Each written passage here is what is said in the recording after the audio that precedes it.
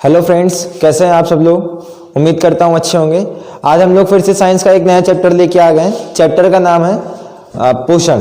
ठीक है, तो इसमें हम लोग क्या पढ़ेंगे, इसमें हम लोग पोषण के बारे में पढ़ेंगे और पाचन वगैरह के बारे में पढ़ेंगे। ठीक है, तो चलिए देखते हैं कि पोषण किसे कहते हैं। पोषण पोषण का मतलब होता है न्यूट्रिशन। तो अगर हम लोग को पोषण की परिभाषा लिखनी हुई तो क्या लिखेंगे, भोजन को अंतर्ग्रहित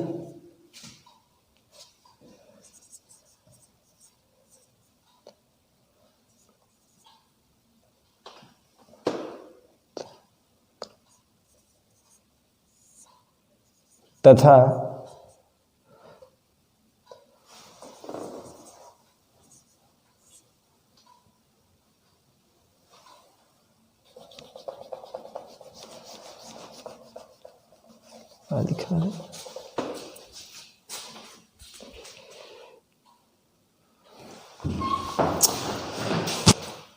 लिखा है पढ़ा रहा जी।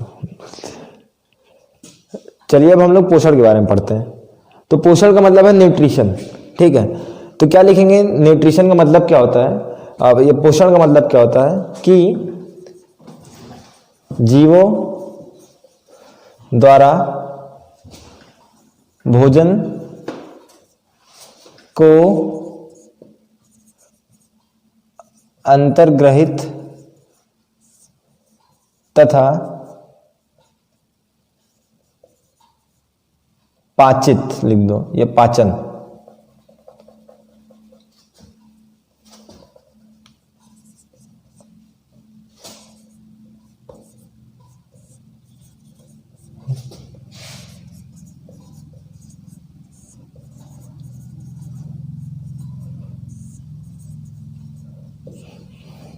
पोषण का मतलब क्या हुआ कि जीवों द्वारा भोजन का अंतर्ग्रहित तथा पाचन ही पोषण कहलाता है।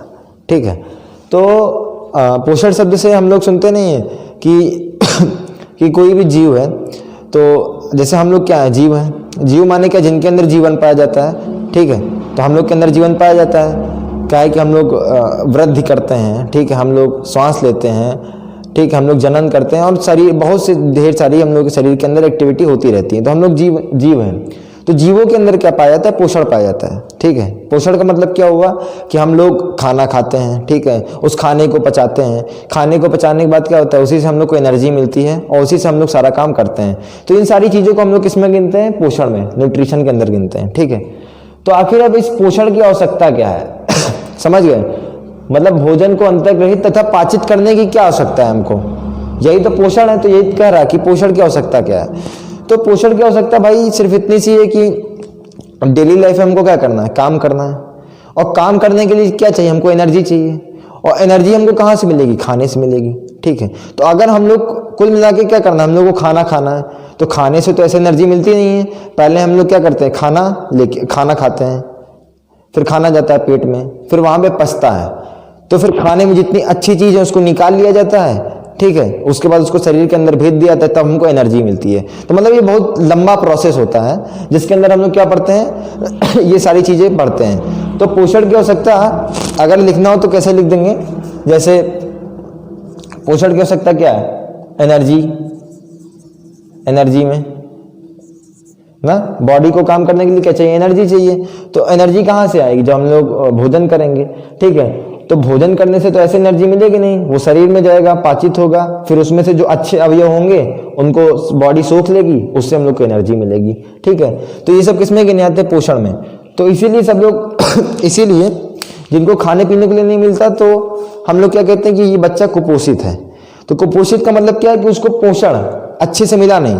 ठीक है, पोषण मिलने का क्या मतलब है कि उसने अच्छे से खाना भोजन अंतर्ग्रहित नहीं किया। तो जब भोजन अंतर्ग्रहित नहीं करेंगे, मतलब अंदर नहीं लेंगे, तो पाचन कैसे अच्छा होगा। तो जब पाचन नहीं अच्छा होगा तो शरीर को एनर्जी कैसे मिलेगी। तो जब एनर्जी नहीं मिलेगी तो बच्चा काम कैसे करेगा। तो इसलिए ऐसे बच्चों को हम लोग कुपोषित, मतलब वो पोषण नहीं है। ठीक है, या खराब पोषण है।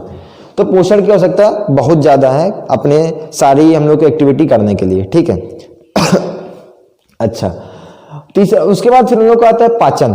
पाचन का मतलब क्या होता है? डाइजेशन। इसी पोषण के अंदर हम लोग पाचन पढ़ते हैं ना, क्योंकि पोषण का मतलब ही क्या है कि खाने को अंदर लेना तथा उसको पचाना, इन सारे प्रोसेस को क्या कहते हैं? पोषण कहते हैं। तो हम लोग पाचन पढ़ेंगे कि आखिर पाचन क्या होता है। तो पाचन का मतलब क्या होता है कि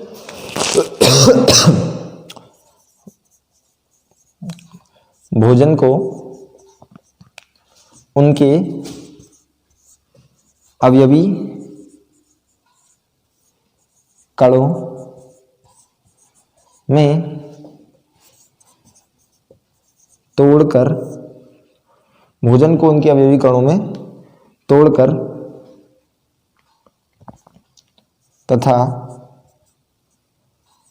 अच्छे अवयव को अवशोषित करना, अवशोषित करना ही पोषण पाचन कहलाता है। पाचन का मतलब क्या हुआ कि भोजन को उनके अवयवी कणों में तोड़कर तथा अच्छे अवयवों को अवशोषित करना ही पाचन कहलाता है। तो सिंपल सा मतलब क्या है कि हम लोग भोजन खाते हैं, ठीक है, तो भोजन में हम लोग बहुत कुछ खाते हैं, तो बॉडी अपने वो सारी चीज को एक्सेप्ट नहीं करती। पहले क्या करती है? उस भोजन को छोटे छोटे टुकड़ों में तोड़ देती है, ठीक है। उसके बाद क्या करती है? जो उसमें से अच्छे अवयव, जैसे रोटी खाते हैं तो रोटी में कार्बोहाइड्रेट मिलता है, तो जब शरीर के अंदर रोटी आती है तो उसको अच्छे से तोड़ मोड़ के उसके अंदर कार्बोहाइड्रेट निकाल लेते हैं, ठीक है। जैसे दाल के अंदर प्रोटीन मिलती है, सब्जियों के अंदर विटामिन वगैरह मिलती हैं, तो इन सारी चीजों को जानते हैं बॉडी के अंदर जैसे आती है तो उसके अंदर से पकड़ के निकाल लेती है, ठीक है। बाकी सब वेस्ट बाहर निकाल लेती है। तो इसी सब प्रोसेस को हम लोग क्या कहते हैं? पाचन कहते हैं, ठीक है। पाचन का मतलब क्या है कि भोजन को उनके अवयवी कणों में तोड़ना और जो अच्छे अवयवी कण है, जैसे बता दिया कार्बोहाइड्रेट, प्रोटीन, फैट्स, विटामिन वगैरह, उनको अवशोषित करना ही क्या कहलाता है? पाचन कहलाता है, ठीक है। पाचन के भी दो भाग होते हैं, पाचन के भी दो भाग होते हैं। पहला भाग क्या होता है? पहला भाग होता है अंतर्ग्रहण।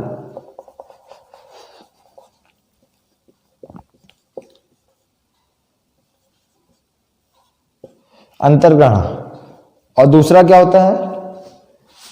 पाचन। मतलब अंतर्ग्रहण का मतलब क्या होता है? अंतर्ग्रहण का मतलब होता है कि भोजन को अंदर लेना, भोजन को अंदर लेना अंतर्ग्रहण होता है। पाचन का मतलब क्या होता है कि भोजन को अब तुम अंदर ले लियो, वो अंदर जाके उसको तोड़ फोड़ करना है, पाचन करना है। तो पाचन के क्या होते हैं? दो भाग होते हैं ना। पाचन के दो भाग होते हैं, एक अंतर्ग्रहण, अंतर्ग्रहण को भी हम लोग क्या लेते हैं? पाचन में ही लेते हैं, ठीक है। क्योंकि जब हम लोग अंतर्ग्रहण करते हैं, जैसे मुंह में, जैसे हम लोग अपनी बात करें ह्यूमन में, तो ह्यूमन में क्या होता है कि हम लोग में जो पाचन की प्रक्रिया होती है वो मुंह से ही स्टार्ट हो जाती है, ठीक है। समझ गए? जैसे भी अभी हम आपको बताएंगे कि आप लोगों ने देखा होगा कि रोटी को कुछ देर हम लोग खाते हैं, सूखी रोटी लीजिए, उसको कुछ देर तक खाते रहिए तो मीठी लगने लगती है अपने आप।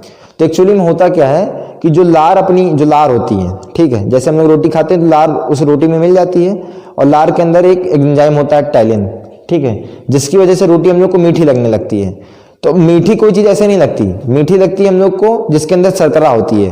रोटी के अंदर कार्बोहाइड्रेट होता है, उस कार्बोहाइड्रेट को लार के अंदर जो एंजाइम होता है टैलिन तोड़ देता है शर्करा में, इसलिए वो चीज हमको मीठी लगने लगती है। तो देखो तोड़ फोड़ का काम कहां से शुरू हो गया? मुंह से ही शुरू हो गया। इसीलिए अंतर्ग्रहण को भी हम लोग पाचन के ही भाग मानते हैं, ठीक है। तो पाचन के दो भाग, एक अंतर्ग्रहण हो गया, दूसरा पाचन हो गया, ठीक है। अब देखते हैं कि अंतर्ग्रहण कैसे कैसे हो सकता है, भोजन का अंतर्ग्रहण कैसे कैसे हो सकता है। जैसे टिड्डों में देखा होगा, जो उनके पैने मुखांग होंगे, आप टिड्डों को कभी पास से देखिए तो जो उनका मुख होता है हल्का सा ऐसे क्रॉस टाइप में होता है, ऐसे ध्यान से देखे होंगे तो ऐसे कुछ मुंह होता है इनका, ऐसे मुंह होता है टिड्डों का। ध्यान से पास से जाके देखिए तो ऐसे कुछ मुंह होता है उनका, ठीक है, पैने मुखांग होते हैं उनके। तो वो मतलब वो अंतर्ग्रहण करने का, खाने को अंदर लेने का काम करते हैं।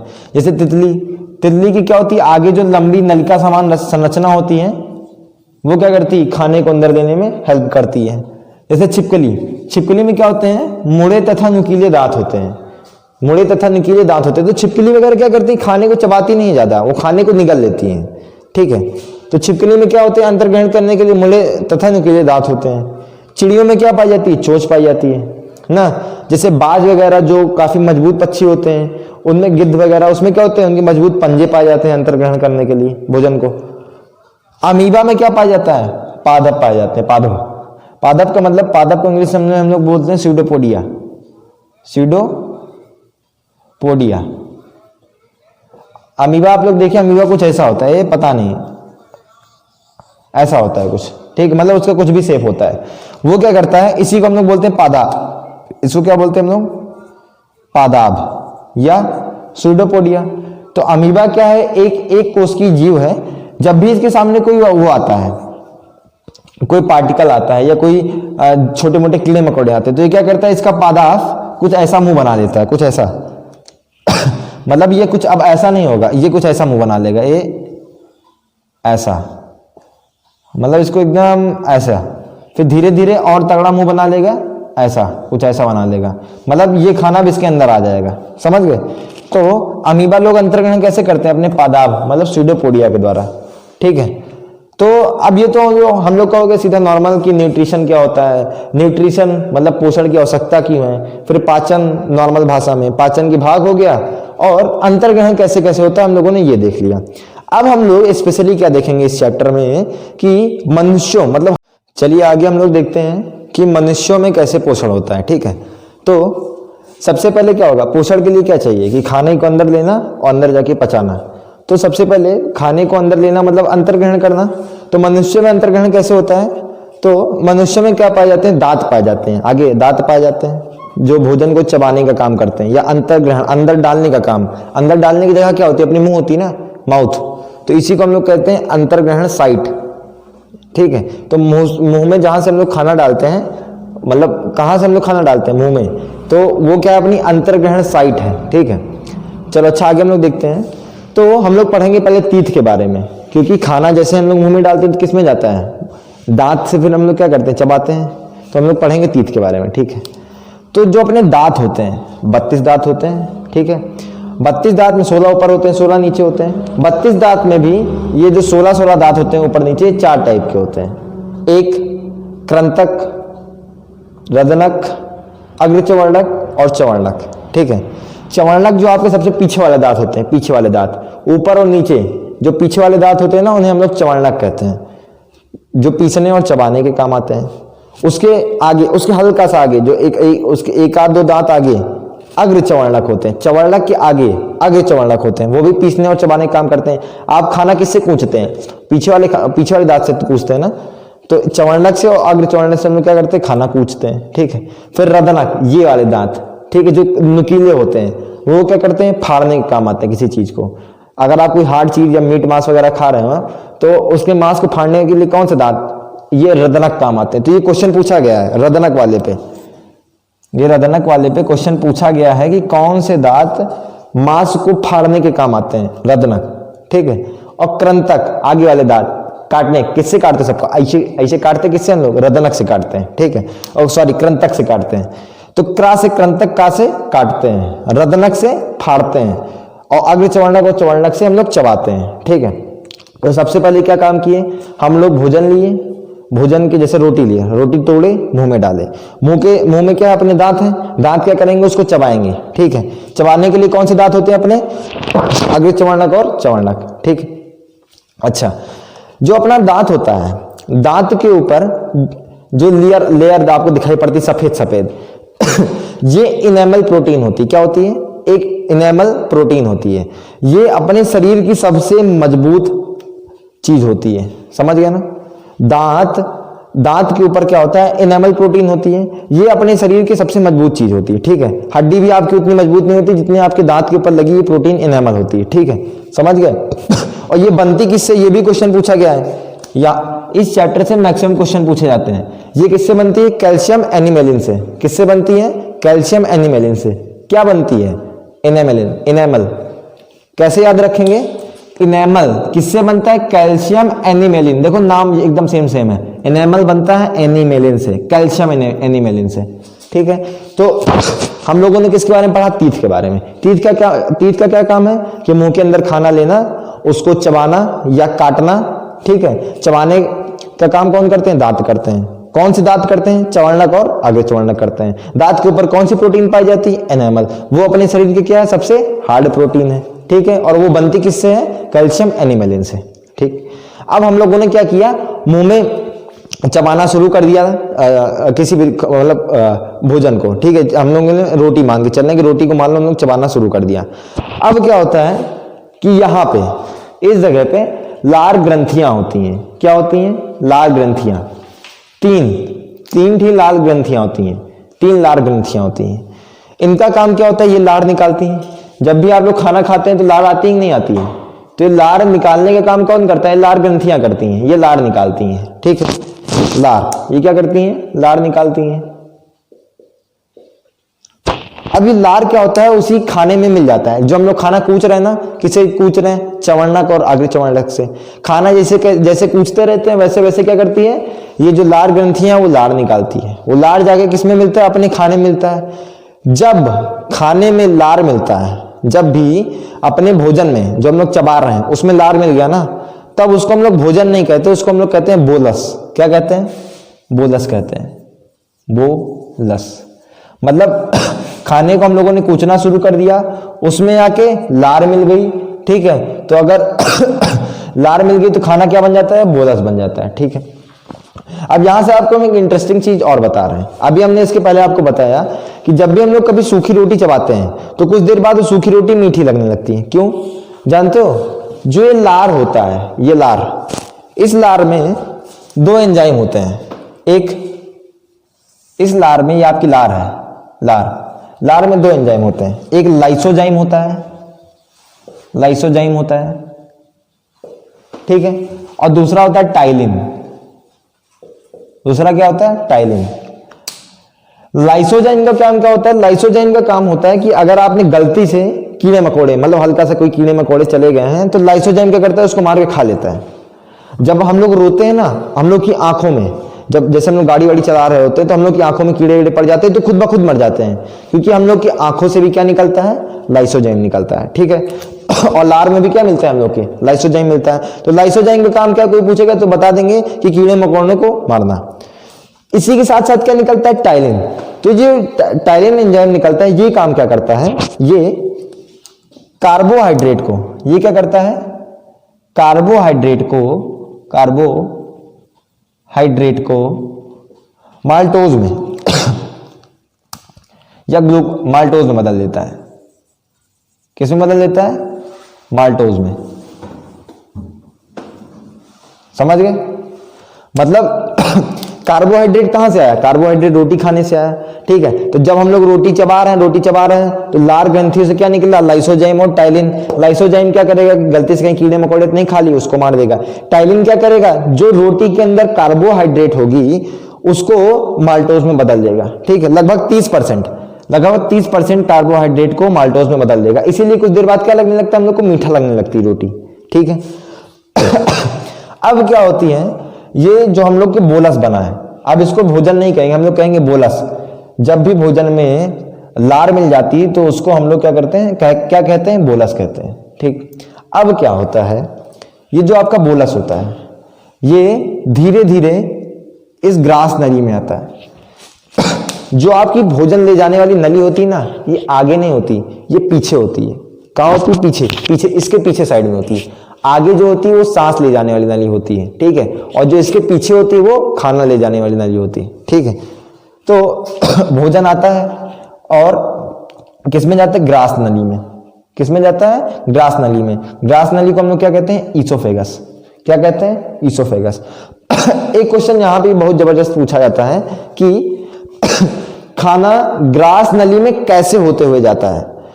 तो एक हमेशा एक टर्म याद रखना छोटा सा, कि जो बोलस होता है, खाना नहीं कहेंगे, अब बोलस, जो आपका बोलस होता है वो ग्रास नली में ऐसे जिग जैग करते हुए जाता है, ऐसे जिग जैग, या इसको हम लोग कहते हैं पेरिस्टेलिक मूवमेंट। क्या कहते हैं इसको?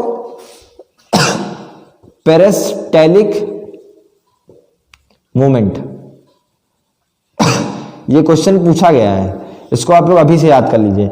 खाना आपकी ग्रास नली में पेरिस्टेलिक मूवमेंट करते हुए आता है, ठीक है। ग्रास नली को हम लोग अंग्रेजी में ईसोफेगस बोलते हैं। तो हम लोगों ने खाना खाया, खाने में लार मिली, लार में टाइलिन था, टाइलिन ने क्या किया, कार्बोहाइड्रेट को माल्टोज में बदला, लगभग 30% कार्बोहाइड्रेट को। फिर क्या हुआ फिर वही बोलस था वो ग्रास नली में आया। ग्रास नली में कैसे आया, पेरिस्टाइलिक मूवमेंट करते हुए, ऐसे जिग जैग करते हुए, हल्का सा ऐसे, कभी सूज जाता है कभी कम हो जाता है, कभी सूज जाता है ग्रास नली, मतलब कभी चौड़ी हो जाती है, जितने उतने खाना आता है उतने उतने ग्रास नली से चौड़ी हो जाती है, तो लगता है कि वो जिग जैग करते हुए आ रही है, ठीक है।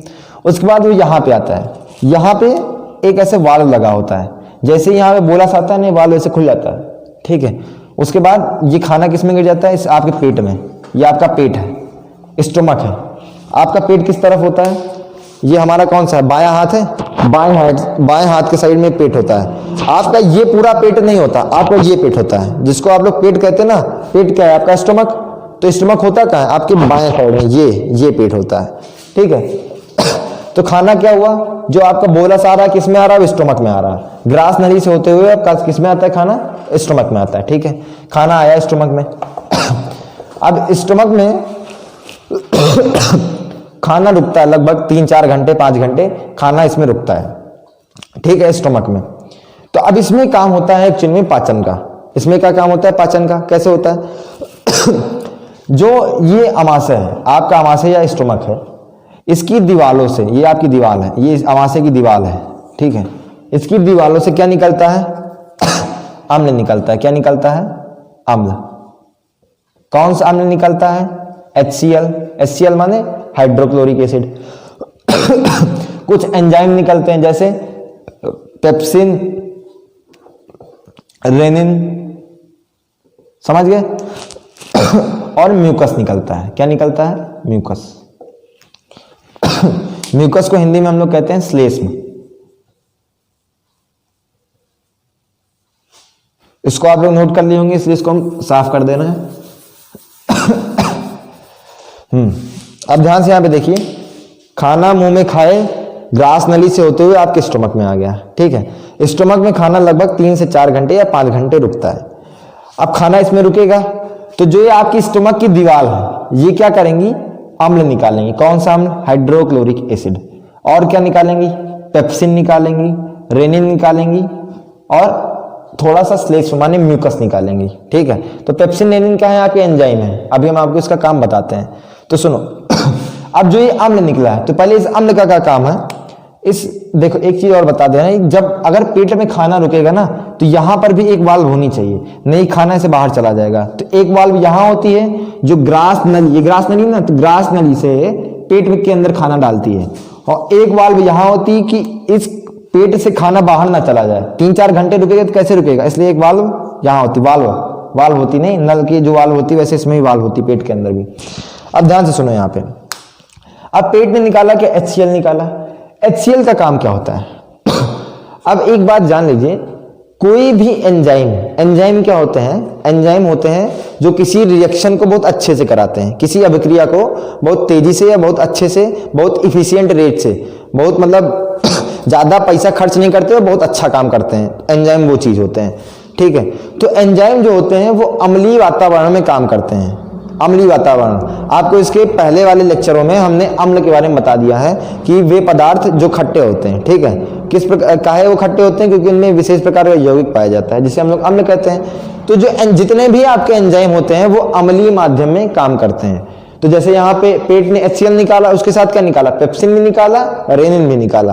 तो ये पेप्सिन और रेनिन क्या है, एंजाइम है, और ये काम किसमें करेंगे, अम्लीय माध्यम में। इसलिए पेट क्या निकालता है, अम्ल निकालता है। अच्छा, इस अम्ल के निकालने का फायदा ये भी है कि ये अम्ल क्या है, खाने को इतनी जल्दी सड़ने नहीं देता, खाने को इतनी जल्दी खराब नहीं होने देता, ठीक है। अब इसमें से अम्ल निकल गया। और दूसरी खास बात जानते हैं क्या है, कि मान लो गलती से आपने कोई गलत चीज खा ली, जो लाइसोजाइम ने यहाँ पे नहीं मार पाया, तो यहां पे आके उसको एसिड मार देगा।